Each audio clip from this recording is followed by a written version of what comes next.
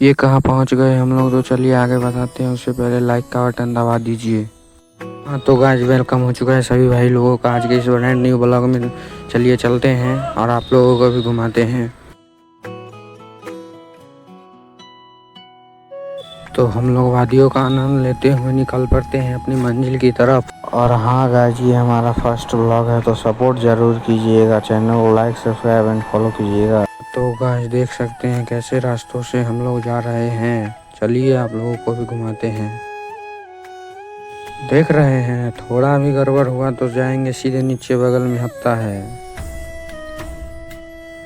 तो हम लोग पहुंच चुके हैं अपनी मंजिल पर, तो देखिए आप लोग भी और आनंद लीजिए क्या।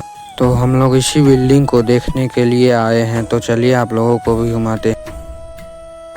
ये देखिए ऊपर का नज़ारा। हाँ तो दोस्तों आज के ब्लॉग को यहीं पर एंड करते हैं, मिलते हैं अगले ब्लॉग में। तब तक के लिए बहुत बहुत धन्यवाद।